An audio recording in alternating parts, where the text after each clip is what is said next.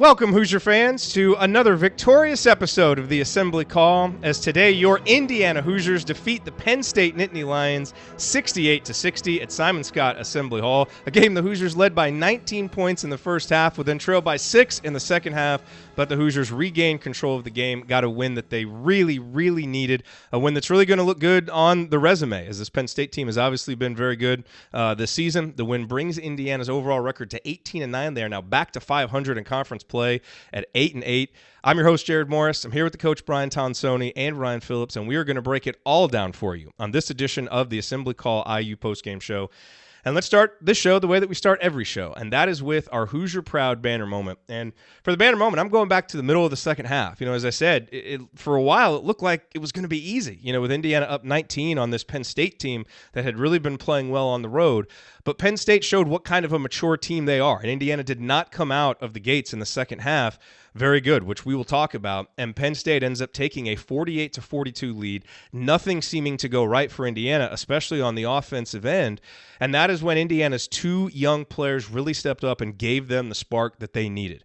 With it 48-42, Jerome Hunter stepped up on the wing, drained a huge three-pointer to make it 48-45, then went down on the other end and I thought had one of the best defensive possessions of his season, where he got a deflection out top, then played great defense on a drive to force a miss. Indiana would go down on the other end and get the ball inside to Race Thompson, and he scored with his left hand on a beautiful post move, the second time that he scored on a great post move today. And really, I thought that was one of the stories of the game, was we've seen the defense, we've seen the rebounding, we've seen the hustle from Race Thompson. Today, we saw a little bit more of the offense, and if he can provide that dimension, it will be huge for Indiana down the stretch. That brought Indiana to within one.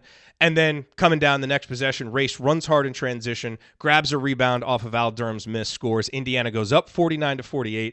They would not trail again. It led Donnie Marshall to say that Race Thompson is one of his favorite players in college basketball. So Donnie channeling his inner Ryan Phillips. And look, Race was terrific, on the offensive end and the defensive end, made Lamar Stevens work, even though Stevens got his points, Race helped make it an inefficient day for him. But, sometimes for a team to turn things around midseason and to start playing a lot better later in the season, you need some young guys to step up, start making big plays, start maturing. We've seen that from Jerome Hunter. We've certainly seen it from Race Thompson over these last couple of games. And if those guys can continue their ascension, they're going to make Indiana a very dangerous team coming down the stretch. All right.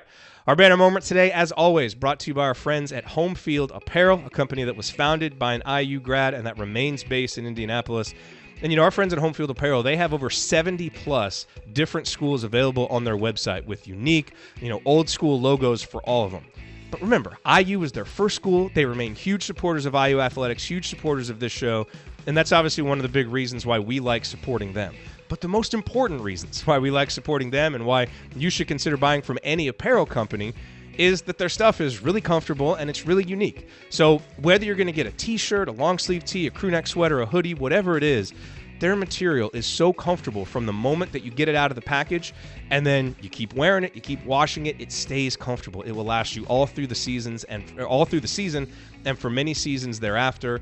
And then their logos are just so unique. So whether you're a basketball fan, whether you're a football fan, both, if you want a unique way to show off your IU fandom, or you want to get a gift for the IU fan in your life, you're going to find something really unique and interesting at homefieldapparel.com.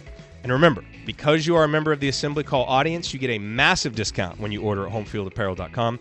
Use the promo code ASSEMBLY20 at checkout to get 20% off your entire order. That's ASSEMBLY20 for 20% off your entire order. Go to homefieldapparel.com today. Get the most unique and comfortable IU apparel anywhere. All right, guys, it is time to move the ball, find the open man, and get some opening thoughts from the rest of our team. And, Coach, we'll start with you. It's Tonsoni time. What a great game today for the Indiana Hoosiers, as you never know what you're going to get with this team. And at least 3 out of the last 4 games, including one on the road, Indiana has played a lot better basketball. Outstanding first half, especially defensively. Let up a little bit there to start the second half with their defensive intensity and really had a really poor run against them. But what we have not seen this year is handling adversity and getting down 48-42. The Hoosiers buckled down and found a way to get back in. And a wide array of Hoosiers were very helpful today and responsible for getting this victory. And it's the fifth victory against a ranked opponent. It's also the sixth Quad 1 win. And while there is no such thing as a lock for Indiana Hoosiers to the NCAA tournament from a bracketology aspect, it is looking a lot better with all the bubble teams getting beat yesterday and then Indiana adding a huge win today. You got to keep winning games. But it looks good for the Hoosiers. And more so than that, fellas, is the way they're playing. An emphasis of getting the ball inside. Even when they were 2 for 9 from the post to start the second half and missing shots from inside, the emphasis of getting inside, harder cuts on offense, and generally solid defense short of that maybe first 4 minutes of the second half. That's the style of basketball that I think all of us like to see play, and the effort and the togetherness, and let's hope that it continues. Absolutely. Ryan, your rant on this Indiana victory.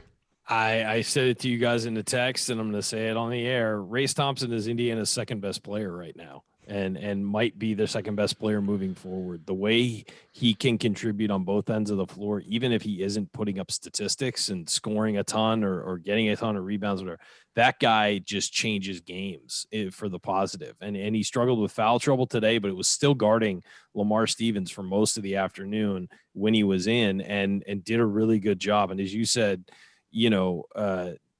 off the air, and I think you said it in your intro the second time, Jared, but he made Stevens an inefficient player today. And Stevens had 29 points, but on 27 shots, and he was contested every single time. He drew fouls on Stevens. I mean, he just played an outstanding basketball game. Needs to make his free throws late, obviously, but for an 8.4 rebound performance in 21 minutes, you would think, man, that's an okay game. He was stellar today, and he did a ton all over the floor for this team, and he makes everybody else better because he takes pressure off some of the other guys. And I just think, and Trace Jackson Davis said after the game, he thinks he's one of the best defensive players around, and Race, he said that about Race. And look, the guy just is somebody who needs to be on the floor for Indiana. And quite frankly, I thought coming out in the second half and starting Joey Brunk was a huge mistake for Archie Miller. And I don't understand I get the loyalty to a guy who's a leader, and Brunk is certainly a leader with his work ethic and just who he is as a person. But it's time to make a switch in that starting lineup, because you're not getting anything out of Joey Brunk right now, and he can be somebody you rotate in. But especially, teams are just taking advantage of Joey and his physical limitations. It's time to change that up. I'd rather see Deron Davis, or I'd rather see Race Thompson in that role, to start the game, especially to start that second half. It was so obvious what was going to happen at the start of that second half. They switched Brunk onto Stevens, and Brunk got annihilated twice.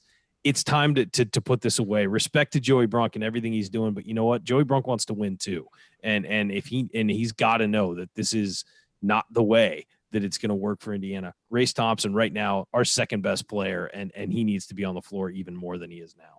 Yeah, I agree with you wholeheartedly. I mean, I thought that start of the second half, and look, it started at the end of the first half when Indiana gave up that 6-0 run at the end. Yeah, it was not a great finish to the first half. But the way they started that second half, I mean, they just came out flat, and you could see on offense they tried to get it into Trace, but Joey was there kind of clogging up the space, and then really got beaten on a couple defensive plays, and he got taken out early in the first half, early in the second half.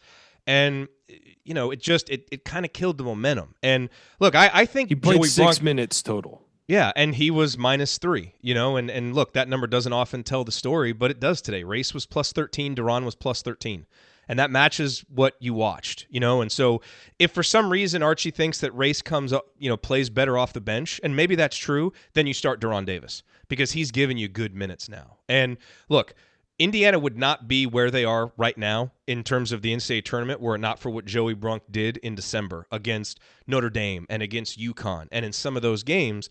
But right now he's not having that impact. And I think there can be games where he does. But I agree with you. This was a good win. I don't want to harp on the negative too much, but I thought that decision, coach, out of the second half really just set Indiana up to fail at a time when I thought they had to reassert control of the game. And that's why I thought that was just a really – I get – he's like Ryan says he's loyal to him, but man, at some point that stubbornness just really hurts your team.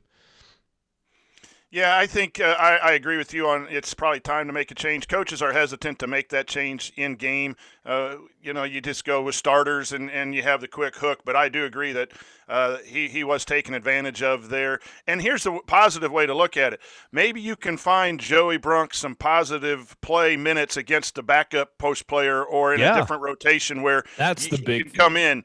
He can come in and do Joey Brunk things more now because they've schemed for him in the starters and all of that stuff. So you can, benching is not necessarily a negative. It's just putting players in better positions.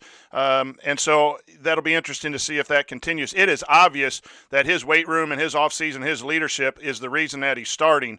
But now maybe if this team has turned the corner with some togetherness, as we've seen at Minnesota and we've seen here, and the team is buying in, now you can reward some other players for that very same thing. Race staying with it through injury last year and not playing a lot of minutes early. Hunter trying to find his way. There's a lot of positives, leadership in the last 3 or 4 games. Now, that can go away real quick too. But, I think Race Thompson has just been fantastic, glorious human being here the last few games. And, it's just – that's the dudes that we've always been talking about the last 3 years since the coaching change, are the dudes and the type of play that we're looking forward to. It just hasn't been there, and he hasn't been there as well. Well, and again, that's why to me the biggest development today, we know about the defense, but Coach, I thought seeing him with some of those post moves, I mean, if he can be a guy that you can dump it down to on the block when he's playing with Trace, that really adds another wrinkle to Indiana's offense. And he looked really competent on those.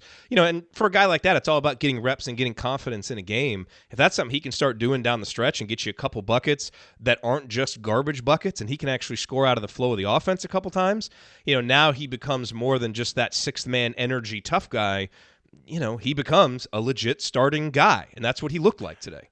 I also think you can utilize his three-point shooting. I don't think you want him shooting a lot of those, but if they help off of him and double on Trace Jackson Davis and it's a wide-open three on a kick out from inside out, we don't have stretch fours. We don't have stretch threes, with certain lineups in the game, like most of the college teams do. So I think he's capable of doing that, at least stretching the floor as well as the low post. And as you saw, Indiana struggled today in the low post, scoring the basketball. It was not very efficient. Credit Penn State's length and defense, but Indiana's got to be better. And when he scores inside, he was the one who had a higher percentage. I think I don't the stats here when we get to this. He was the only post player, 4 of 6. Trace Jackson Davis was 6 of 17. Davis was 1 of 3, and Brunk was 0 for 1. So he was the only one that was positive in the low post in his action. So, yeah, I just look for him to continue to get more minutes, if not gets a starting spot. Ryan, I want to talk about Trace a little bit. Obviously the numbers today, not as otherworldly as against Minnesota, but he does have 13 points, does have 10 rebounds. And even though he was only 6 of 17, and Coach, you talked about this on the halftime report. Trace too often today was trying to avoid contact, play around contact instead of playing through it. When he did play through it, good things seemed to happen. But I was impressed that he stuck with it. We've seen some games when he gets frustrated and, things aren't going quite so well, he stops demanding the ball quite so much.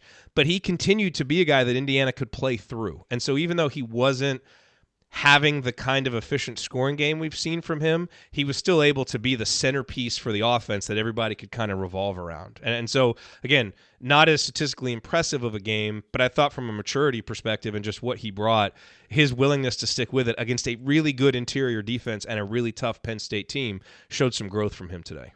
Yeah, it was a really physical game today, and especially in the post. And I thought that a lot of the fouls were called out on the perimeter or when guards drove, as opposed guards got into the post, as opposed to when the big guys were getting, battling in there. And that's one of the things that I think kind of annoyed a lot of people is Trace was getting hammered down there, and he wasn't getting the respect he deserves. And he only shot 3 free throws, and he had 17 shots, field goals, and it was a much more physical game than Minnesota, and I think that he fought through. I think you're right. He did go 13-10 today, and Indiana remains undefeated when he gets a double-double. So I think it's worth noting that he did fight. He continued to battle, and he was obviously the focal point offensively, even if he wasn't scoring a ton. 6 of 17 from the field is not what you want, But in context of this game, he continued to work down low and open up some opportunities. And those opportunities where he was working opened things up for other people on drives and on open jumpers. So it's not the statistical night you want or day you want from Trayce Jackson-Davis, but he worked all game. You're right. He didn't get frustrated. He didn't get in his feelings or anything like that. He had that incredible spin move on Lamar Stevens for a dunk at one point. Man, that was just beautiful. outstanding. And you got to remember, this is a freshman, a young kid, just had his birthday, going up against one of the better players in the Big Ten and just abusing him a few times. And so while it was statistically, it may not be as glamorous a game as the Minnesota one, it was a pretty good performance from Trayce, and he just kept at it. You're right. That was the big thing. He kept being a threat. They couldn't neutralize him and just say, we'll focus on everybody else. They had to keep their focus on him, which opened up things for the rest of the team. And that's why you win, is when your best player takes all the attention and everybody else can do something. Coach? And he improved within the game. Agreed. He was a presence defensively too. Yes, and he didn't let that affect him, which has been an Indiana problem, not with Trayce Jackson-Davis, but with other players. When the offensive side goes down, then the defense doesn't. He didn't let that affect him, but he was more on attack mode. Even a couple of his misses, which were still kind of that trying to go up and around, but he went through people and he went at the rim hard in the second half. And you like to see players make adjustments within the game. And Trayce Jackson-Davis is just really good. It's all about angles in the post. I mentioned that at halftime. You got to get good angles, and when you're straight, your back is straight to the basket. Then you got to go over or through somebody, not around somebody, or kick it back out. And he'll learn that. They'll watch tape. But my gosh, we're talking about a guy who got double here, and really draws a lot of attention. Just a fantastic effort. And again, some big blocks, and his rebounds were very important. I mean, 2 armed rebounds in traffic against a very physical team. So someone in our text, I think it was Ryan, mentioned about Rob's rebounds. The guard rebounds were solid today too. I think Hunter Rob got a lot of loose ball rebounds, ones that didn't come to him, where he had to track them down. And those are things maybe in the next segment of what you didn't see, but the two-hand rebounds in traffic against a very physical team by the guards, by Race, by Trayce Jackson-Davis were very, very big parts. As we saw early in the first half, the offensive rebounders, they got a few baskets off of that. I didn't feel as much, well, they were hitting a lot of shots, so there weren't opportunities. But I thought it was pretty good effort on that part as well by Trayce and everyone else. We'll talk about the guard some off the top of the next segment, but one other guy that I want to mention here in this segment is Justin Smith, who I thought did not provide much at all in the first half. In his 14 minutes, he had 3 points, 2 rebounds, 2 turnovers. For my taste, it was just a lot more of the flat-footed Justin Smith than you want to see. I thought over the last 5 minutes of the game, he was awesome. I thought he was flying around. He got that steal on the inbounds. He was getting tough rebounds. He made free throws. And, you look at that and you say, my God, that guy is a difference maker. And he really was. So he really helped Indiana close this game. Yeah, that for a while he wasn't given much, Coach, but I thought he was a big reason why Indiana closed the game the way they did. I will agree with everything you said and add that at the 15-minute mark after the big run, Justin Smith got on Lamar Stevens, and Stevens still scored a little bit, but it started to level off, and his attempts were more challenged from that point, and then Race got on him. So the combination of those two guys guarding Stevens, and he's going to get his points. He's just an incredible player in the Big Ten for Penn State, but I thought he got easy looks early in the second half. And then Justin got in and started making it tougher, and then Race kind of finished the deal. And I didn't see late who was on him, but those two really did a nice job of cooling him off after he got to like 21, 22 points real quick at the start of the second half. So, yeah, Justin Smith does a lot of things that we don't see in the box score. And that's why Archie has liked him. That's why all of us get frustrated a little bit, because we see missed shots and that flat-footedness not into the game sometimes. But, yeah, I thought he was huge in non-box score things in the second half. Yep.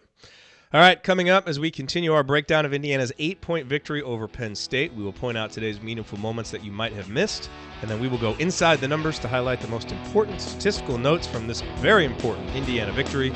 You are listening to the Assembly Call. Stick with us.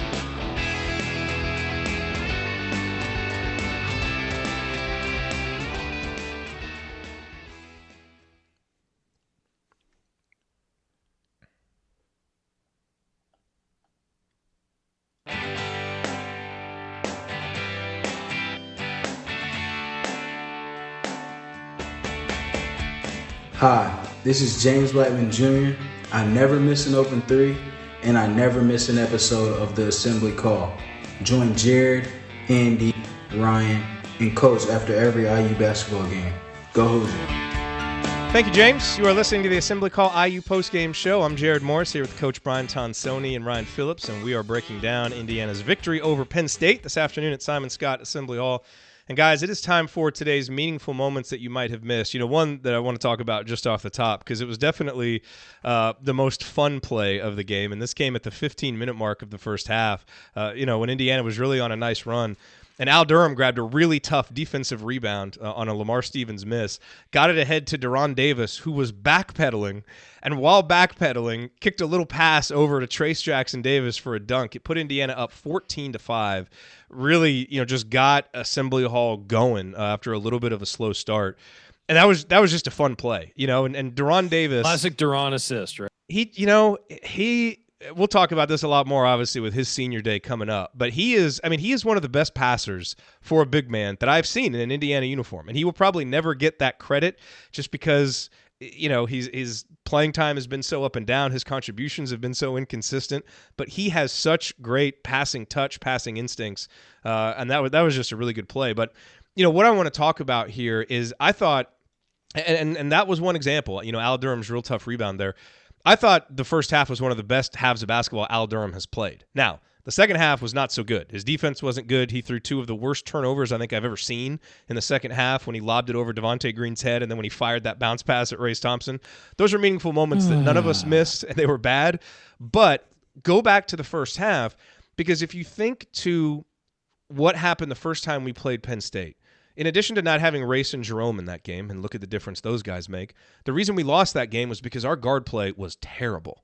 And I thought in the first half, both one of the worst Al, games of the year, yes, easily. For them. And in the first half, both Al and Devontae, and Rob too, to a certain extent, they played really, really well to get Indiana off to a good start. There was one play in particular at the 16-minute mark at 7-5, and Al Durham probably did some of the best cutting and using of a screen to set himself up for a three-point shot that we've seen all season long. He cut, got the ball on the wing, didn't have a shot. He got it back to Rob Phinisee. Rob stuck with him. He sprinted into the lane, got his man leaning one way, then cut right back out, used Trace's screen, got open for a three. We just haven't seen that stuff very much. And that's the kind of savvy, upperclassman type stuff that you want to see from Al.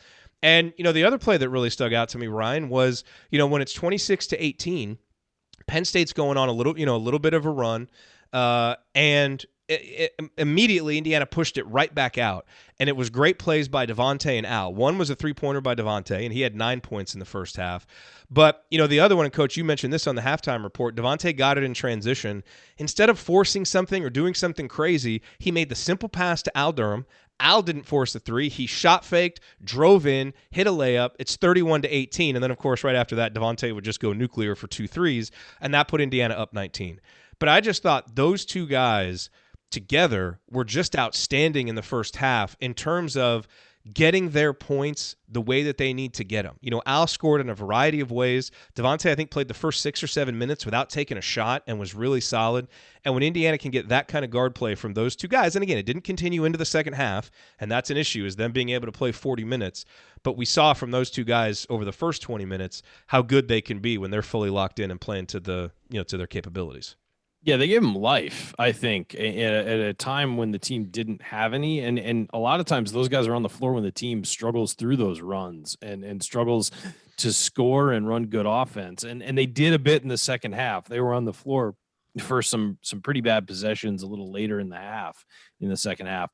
But in general, I thought both of them played really well contained games. Look, Al Durham can drive. Al Durham can finish. And there were a couple times he got in there and he got fouled and they didn't call it. There were a couple times he was inside one time, got fouled, got the ball back, went up, and then Race Thompson wound up tipping the ball in. But, Al is going in there to score and he's getting fouled and they're not giving him calls on a few of them. But I thought that he played hard. And when he drives with a purpose, that he's a good player. And when he doesn't, and when he drives and flails, he's a bad player. And I thought that you're right. That one possession where he worked his way open for a three is, kind of the thing you've been asking these guys to do, to A, run plays for shooters, and B, work their way and work hard to get open.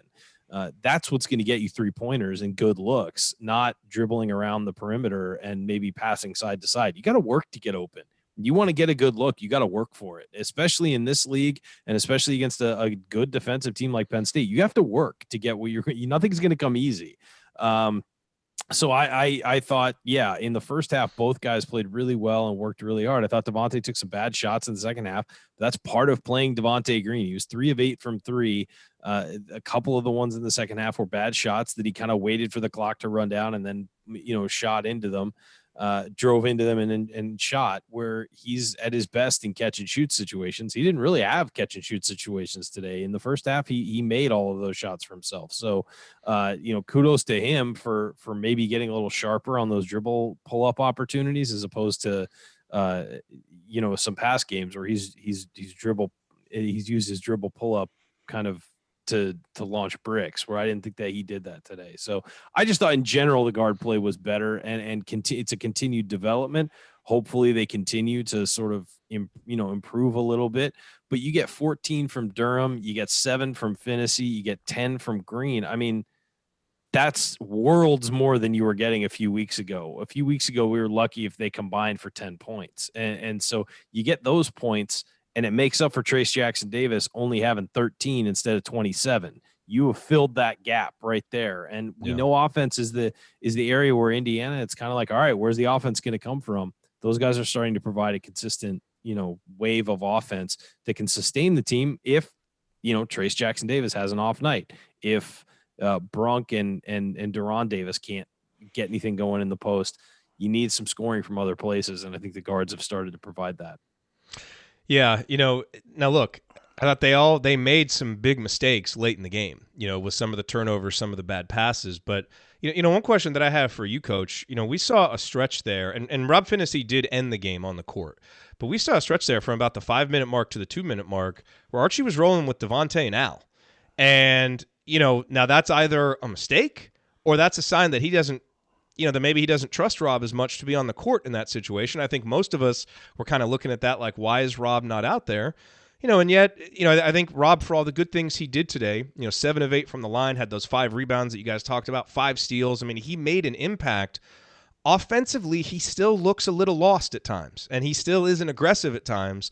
And I'm wondering if there was a reason Archie didn't have him out there, because he felt a little bit more comfortable with Al and Devontae actually being able to push Indiana into some offense outside of Rob. I have a hard time believing that he could feel comfortable without Rob out there in crunch time. And so then that's malpractice. Well, it's either 3 minutes. It's either malpractice or there's probably a story behind it. We don't know what Rob has done practice-wise. They haven't publicized the minutes. I know that gets old talking about it, but I think sometimes he sits because he has to sit for rest purposes. That's the only reason that it can make any sense. And that with a 7-point lead, you can maybe buy a minute, because we do this all the time in coaching too. If you got a lead, that's when you can rest your guys. It makes no sense sometimes when you give up that lead, but you can't rest your guys when it's a 1 or 2 point game. So I don't know what the minutes situation is with him. He just has not seemed physically and mentally as right as he was last year. And I don't mean that in a negative way towards Rob, but that is that not lack of aggressive offensively. I thought he had a great he did what he had to do. He hit free throws down the stretch, 7 of 8. He got some key steals. I think Ryan put in here 5 steals. He had 5 steals today. He had 4 in the first 10 minutes of the game. Yeah. He did what he needed to do.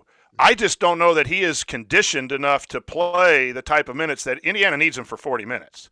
And it's almost malpractice not having him out there for 40 minutes.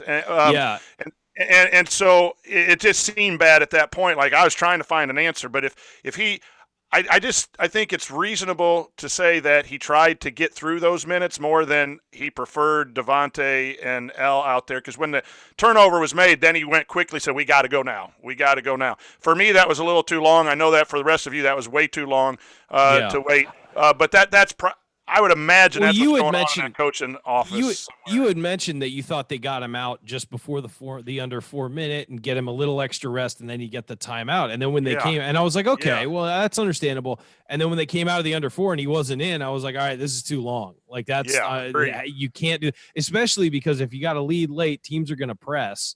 And there's only one Right. guy on this team who can ball handle out of a press, and it's Rob. And we've tried with other guys, and it just doesn't work. And so here's what I wonder is that you need him to be Rob as best as he can, and that last 2.5, 300 minutes is going to be high intensity, high pressure. And so maybe you tried to stretch it as long as you can, because once you go with him, you need him out there, and you can't afford him to go hard from the 5-minute mark to the 2-minute mark and then be winded and do those things. So I think I would almost have to hope that there is something behind that decision other than just basketball, because I would disagree with it if it was just basketball. But look at this, guys. The guards did what they needed to do. Durham scored.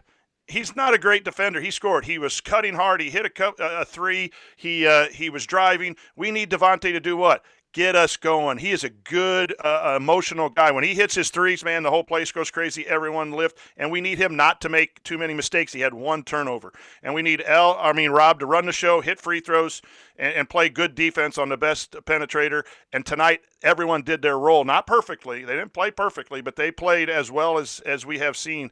And if you have good guard play, you're going to be in a lot of games if you're the Indiana Hoosiers.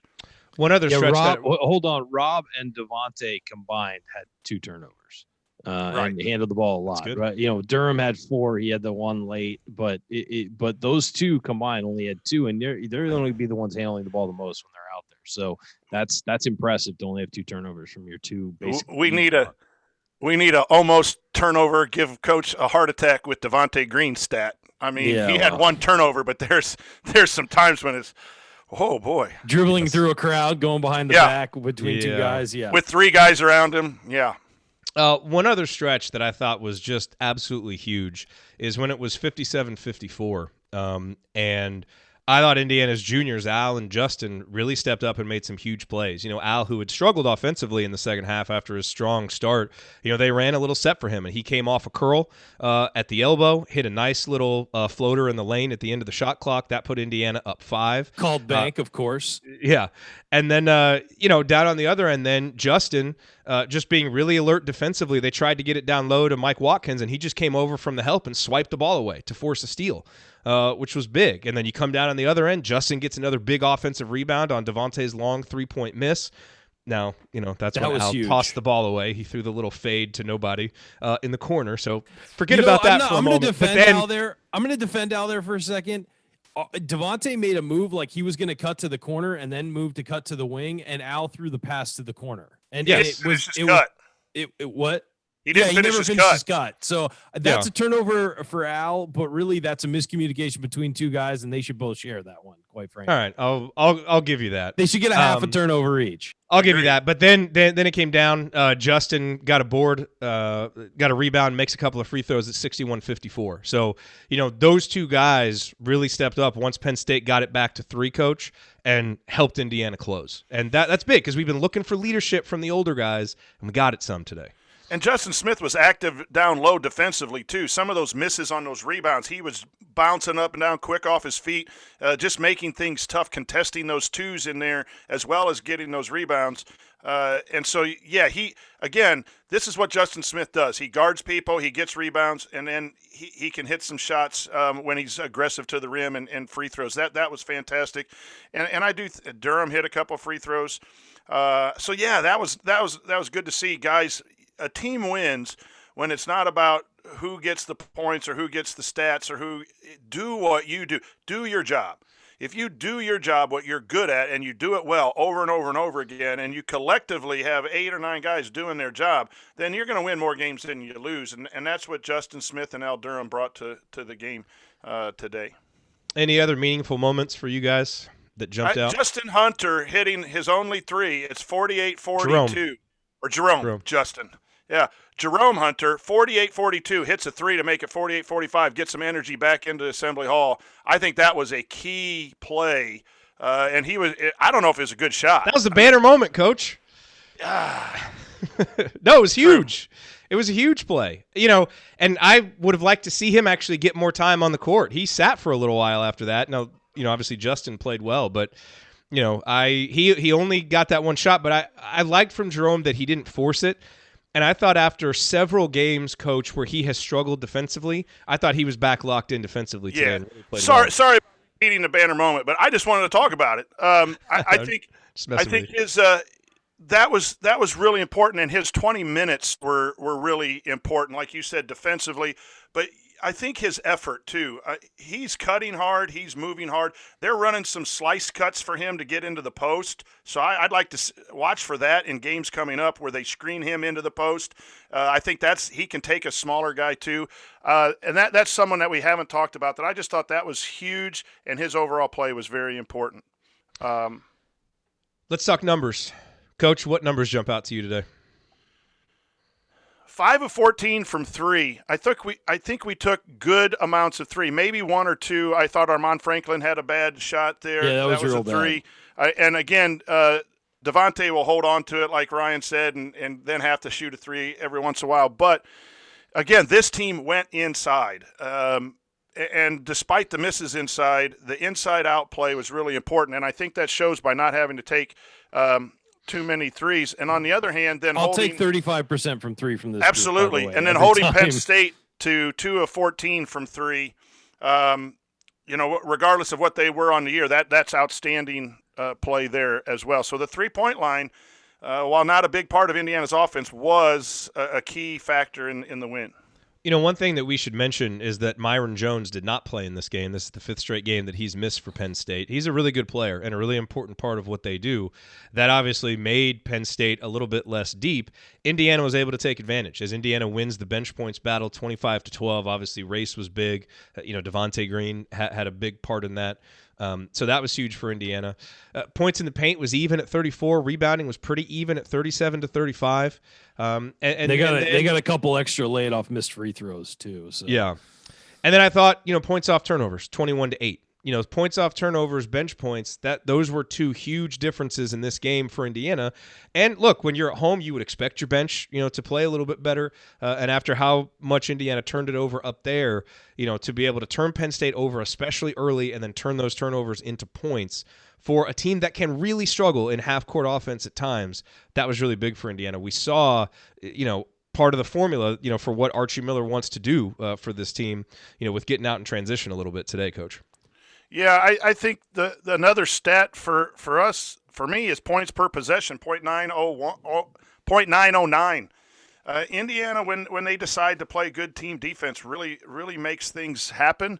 And Race Thompson just makes them so much better defensively. Absolutely. The sad thing is he guards his man and he helps on everybody, and he's a disruptor. It's amazing to watch how much better. And then with Justin Smith late, again, as you guys have mentioned, really stepped the defense up a notch. How about that block on Stevens late? I don't know what the score was, but he bullied his way down and went up for a shot, and Race just blocked it. And Indiana got a possession. I don't know if it was a 5-point game or a 3-point game, but that's exactly what you're talking about, disrupting and holding teams down. But stat-wise, that's a couple of games in a row where Indiana's defense has really shown up. And unfortunately, the metrics are somewhat baked in at this point with the net and KenPom and all of those, that when you get blown out at Michigan and then you have a good effort today. So that's why the net is not as good as it possibly can, although I would think Indiana might jump up to the high 50s in that for bracketing purposes.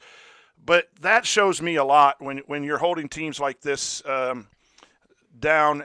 It just bodes well if we can maintain that. And the issue is consistency, obviously. But that was a stat that stuck out to me. And 22.7 turnover possession for Penn State, and Indiana benefited from the points off turnovers, especially in the first half. Yeah, I was going to say turnovers being 15 to 12 was my big one. That, and we can also, I don't want to talk about this, but 46 fouls called in the game was another. This game was played in the Kohl Center, Ryan. Yeah, I mean, it was just to weather that. But honestly, they did a great job weathering the storm, because there could have been, there was a stretch of 4 calls late that went Penn State's way, and it helped take it from a 7-point lead to like maybe a 1-point lead. It got, or 3-point lead. It got really close because of some really bad calls, and Indiana could have reacted to that, and they didn't, and they stuck with it, and they kept playing. They adjusted to the whistle, which we talked about at halftime. I thought they did that very well. Ryan, do you think sometimes the more physical team benefits from whistles, which seems weird? Sure. It should be the other way around. But Yeah. when you're the bully, you tend to get more fouls called on your behalf. I've seen that in high school and college. Do you agree? Yeah, and officials, they grade on a curve and they don't even know they're doing it, so it's like, well, he didn't completely hammer him this time. He just had partial contact. So I'm not going to call that one. It's instead of making the team adjust to the officials adjust to teams sometimes. And that can be, it's staggeringly bad because then you get uneven calls on either side, and Indiana or whoever might think, okay, well, they're calling this level of contact, so I'll back it down a little bit.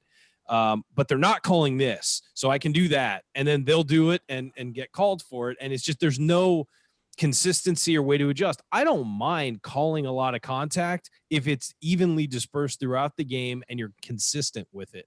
The problem is when you're calling all kinds of different things and people and players can't adjust to the whistles. And as you said, and the first half was an absolute disaster. You would have guys getting hammered on the inside and then got two guys, barely graze each other on the perimeter, and there would be a foul call. And so it's just, there needs to be some level of consistency to the contact called. The other number, obviously, and we mentioned this, 31 points from the three guards, Al Durham, Rob Finney, Devontae Green. I think we would all, if you could tell me that we can pencil in 31 points from those three guys in a game, I don't care what the distribution is, give it to me. But one more number. Look, we've come on here, we've, talked about we don't like Archie Miller starting Joey Brunk at the start of the second half and what's he doing with Rob Finney. I think we need to mention something here. Saturday, February 8th, Indiana loses to Purdue by 12. Indiana's 5-7 in conference play, 15-8 overall. They've lost 4 in a row.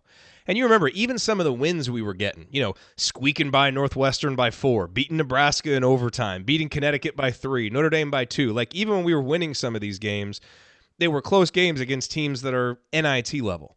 Over the last 4 games, again, after the season is it feels like it's teetering on the brink, the Hoosiers beat Iowa by 12. They're the 22nd best team in KenPom. Now, obviously, we got killed at Michigan, but they are destroying everybody right now.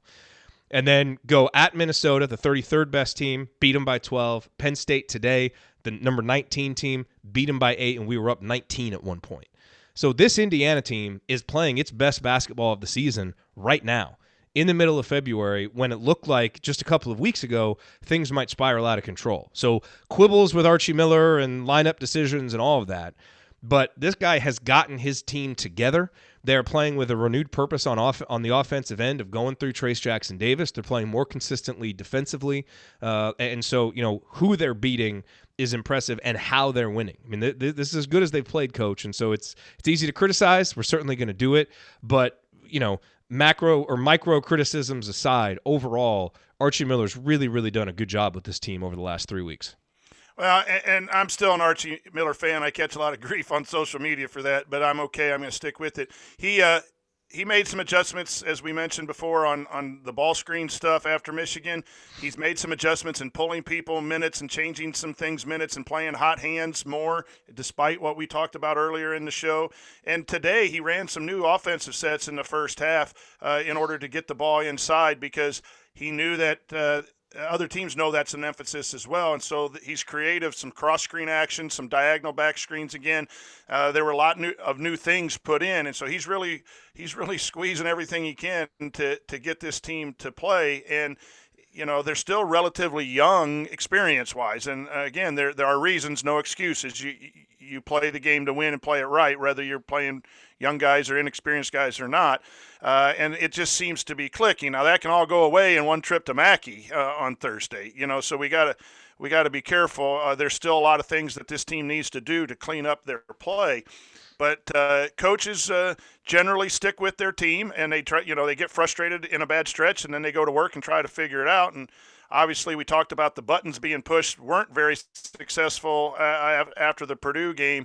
It seems like maybe he's found a few buttons, and maybe will continue to work with this team in the right fashion. And we get a win in these one of these next 2 road games would really solidify where Indiana's headed. Boy, it sure would. Okay, coming up on the assembly call, we are going to hand out our game balls, and then we will hit any other lingering storylines from this game. Then we will look ahead to that game in Mackey coming up next week, and then it will be time for last call. That's next here on the assembly call. Stick with us.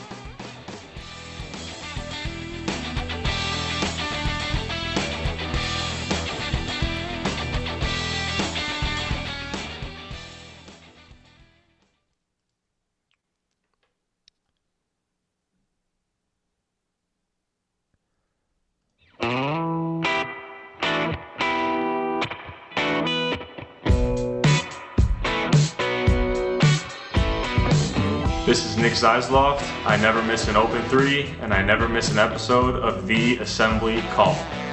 Thank you, Nick. You are listening to the Assembly Call IU postgame show. Catch us live immediately following every IU basketball game, plus every Thursday night at our website, assemblycall.com. While you are there, make sure that you sign up for our free IU Hoops email newsletter. Over 7,000 of your fellow IU fans have subscribed to our newsletter.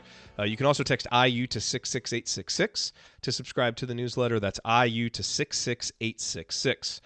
All right, I'm Jared Morris. I'm here with Ryan Phillips and the coach Brian Tonsoni. We are breaking down Indiana's 8-point victory over Penn State today.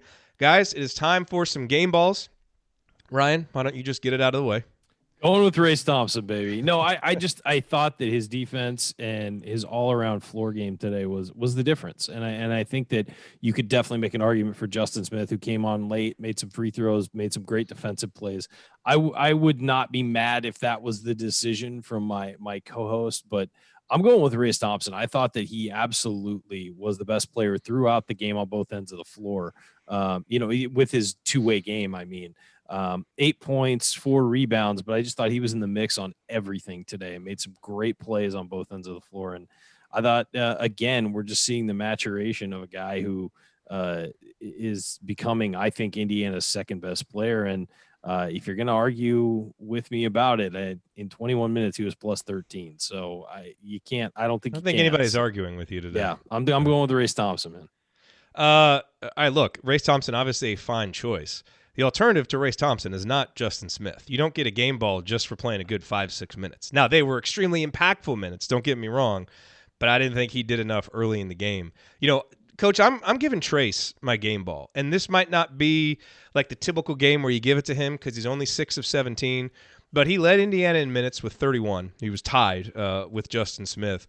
But I just thought, again, his willingness to stick with it and give Indiana that focal point offensively, even when the shots weren't dropping, showed me a lot today, and to stick with it defensively. So, I think other guys had, maybe splashier plays, although that transition dunk that he had was pretty great, or better offensive, flourishes. But I thought from start to finish, Trace was consistent with his effort, consistent with his attention to detail, and with his willingness to be that guy that the offense could revolve around. So, just because he was a little bit inefficient, I still thought he was a key part of Indiana getting this win. So I'm going Trace. Who you got? Oh, man.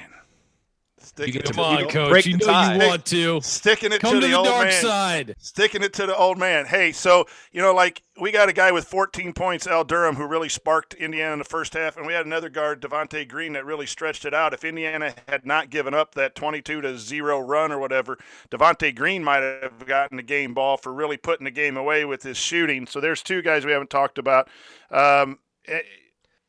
Race Thompson. I've been giving Ryan so much crap on our text messaging about playing subs and everything and disagreeing. I felt so bad and dirty for disagreeing with my guy on this Archie sub thing. So Ray's got to be in the game, man. So I'm going with my guy from California, from San Diego, the greatest town in America, Race Thompson. Ryan didn't win the game ball. Race Thompson won the game ball. I know, but I won it. I've been asking for this for a long time. But I'm going with Ryan, Race Thompson. All right, well, that is Race Thompson's first game ball of the season. So it's been a long time coming. I won't repeat what I put in the text message about Race, but once I rethought about that and that moment where he blocked Lamar, congratulations! Last great week for the young man. He deserves the game ball. I can't argue with that at all. I thought Race was really good. He's fought through a lot, man, and he's finally shown who he is. Yep. All right. Any other storylines from this game, guys, that we haven't talked about? I mean, I think we've gone through the individuals. Obviously, we've talked about the coach. We've talked about the game plan. Maybe the one guy that we haven't spent a ton of time on, we're really two guys. Armaan Franklin got a few minutes out there, 5 minutes. His airballed three-pointer came at a pretty big moment. That's a shot. And I think actually, Donnie Marshall on the broadcast was right about that. You've either got to not hesitate or not take the shot. If you make you're that in the shot, middle ground. If you make that shot, great shot. If you don't, that was a terrible shot. Timing, not just the hesitation, but the timing of it was not good. And especially because there was going to be somebody flashing wide open in the post, And he looked like a guy who hasn't been getting many minutes and wanted to make a play. Yeah, and Armaan, I thought it's too early in the shot clock too. Yeah, and I thought he was. I thought when he was out there, he's really engaged defensively. Which at this point of the season, if you're Armaan Franklin, here's when you provide offense: when you're wide open and nobody is near you, or when you've got a driving lane. Those are the two times you provide offense. We'll work on the offense for next year. When you're in the game, your job is to play defense and move the ball offensively and make some things happen. Maybe throw it to the post. We've seen he and Trace work a little 2-man game of, throw it in there. If I don't have it, I'll kick it out, repost, and get it back. We've seen them do that a few times. They've got a little chemistry. That's what his job is, and his job is to do that and play defense. And if he's not Armaan doing that, he had a great drive in the first half to score. That's where he's got to concentrate on his opportunities. He gets that closeout. He's got to work the ball, and then when people close out on him too hard, then to go and either make someone else better or get to the rim and get fouled. Got to be finishing at the rim or playing defense. Or shoot a three in rhythm, after 15 or 16 some seconds, the ball's moved, side to side, and then he comes open. That was just way too early, that one in the second half.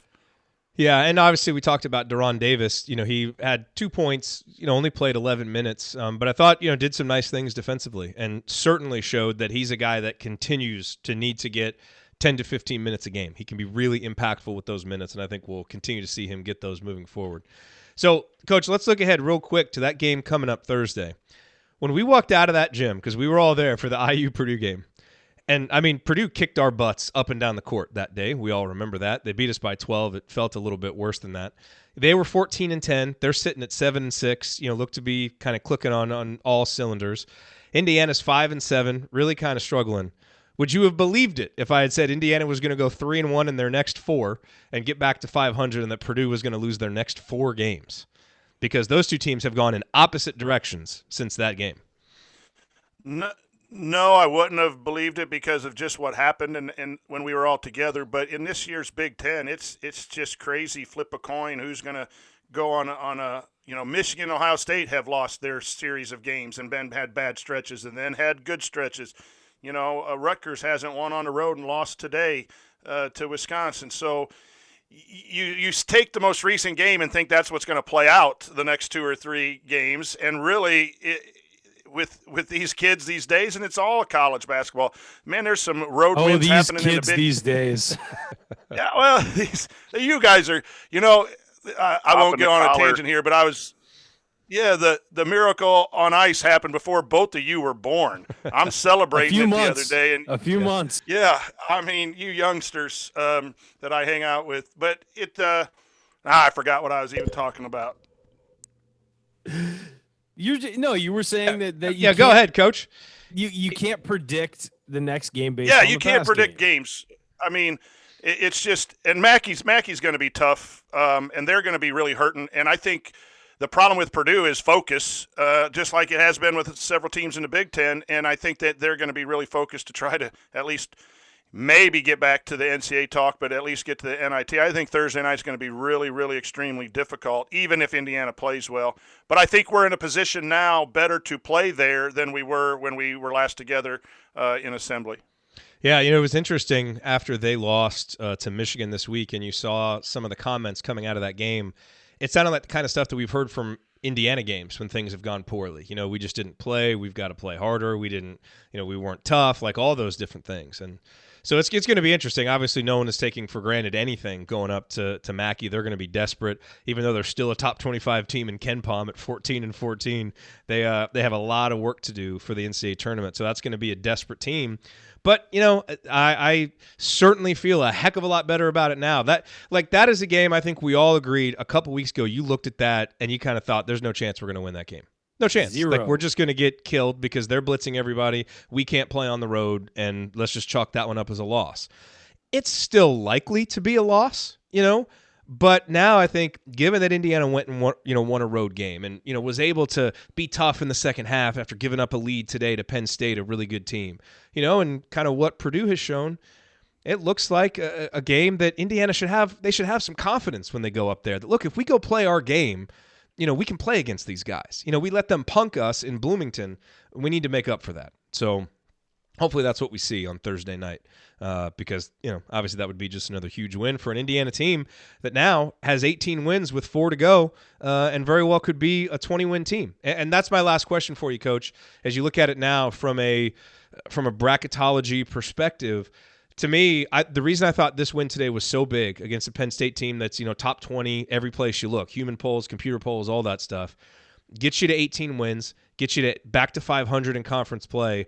To me now, Indiana is probably 2 seed lines ahead of the bubble. Now, I mean, you've given yourself a little bit of margin for error, and you don't want to necessarily look at it that way, but for a team that's been on the razor's edge all season long, now you're starting to push yourself up to where you start look at seeding instead of just, are we making the tournament? That's where we want to be as we go down the stretch. Worth noting, Indiana has more quad 1 wins than anyone in the ACC. Yeah. Like, that's worth noting. I mean, when you're looking and all at of its seeding. losses are 50 below in the net.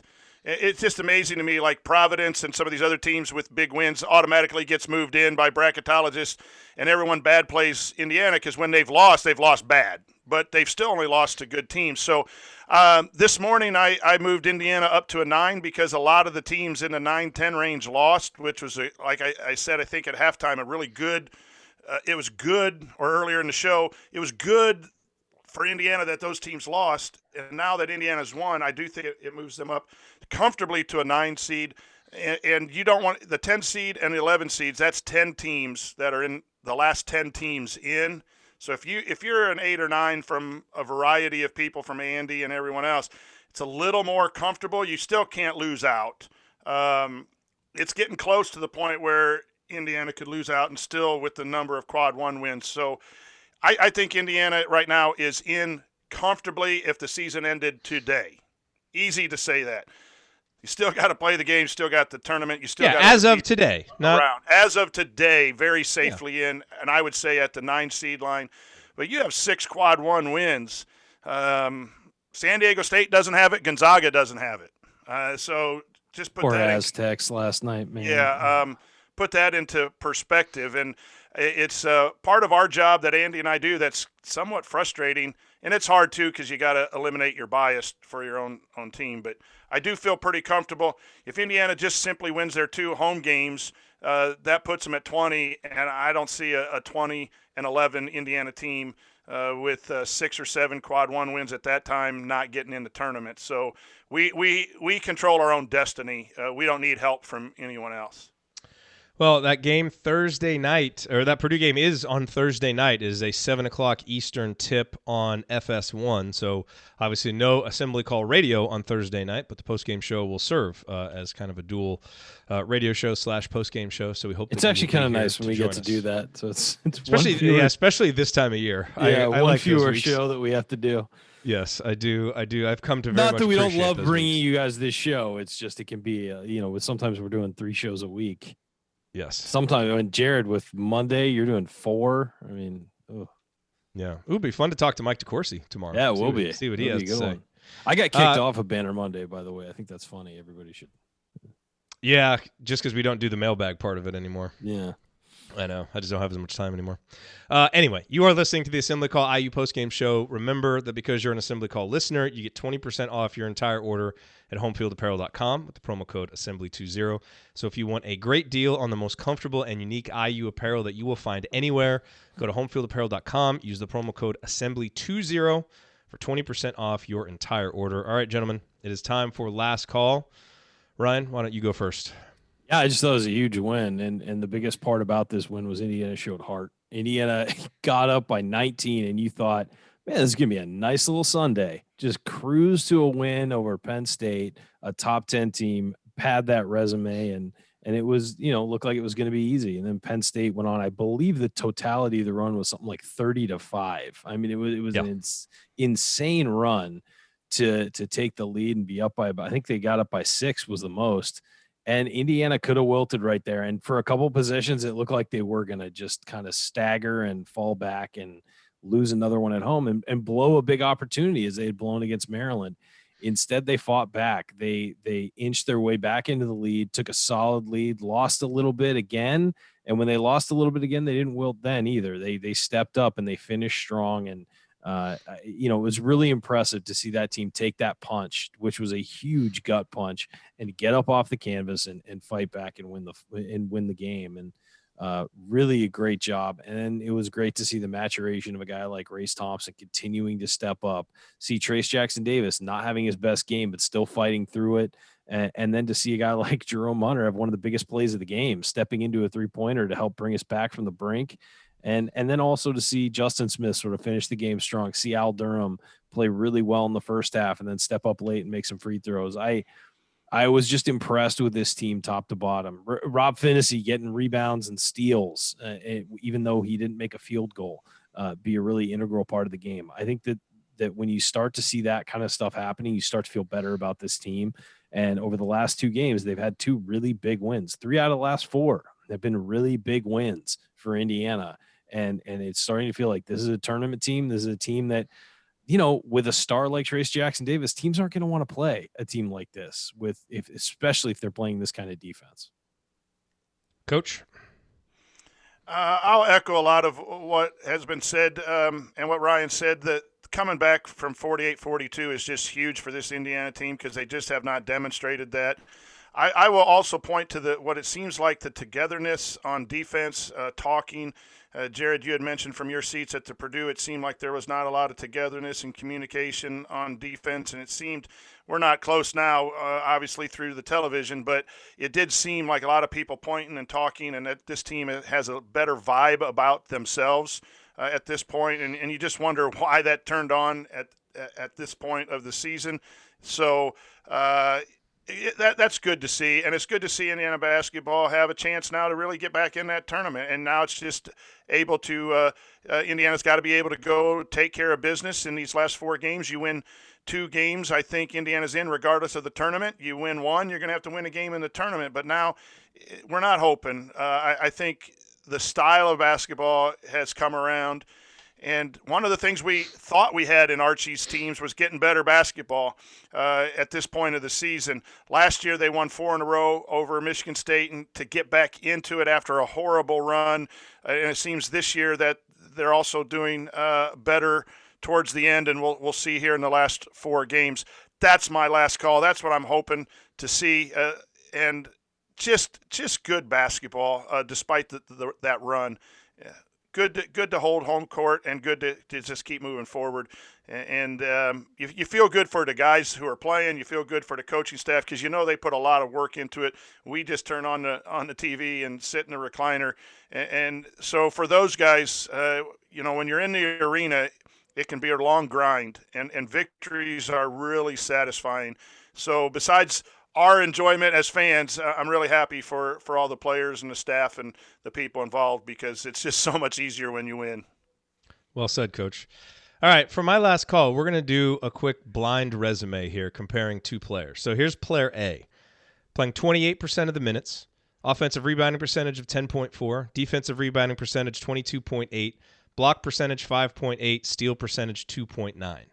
Player B, playing 33% of the minutes, offensive rebounding percentage 11.4, defensive rebounding percentage 11.7, block percentage 5.6, steal percentage 3.4. Player A is Race Thompson this year. Player B is OG Anunoby in 2016.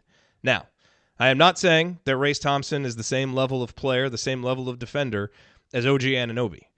What I am saying is that the impact that he is having on this team, both statistically and just from your eye test as you watch it, as Big Ten play emerges, that is the guy that it reminds me of, is the impact that OG Anunoby had in the second half of the season in 2016.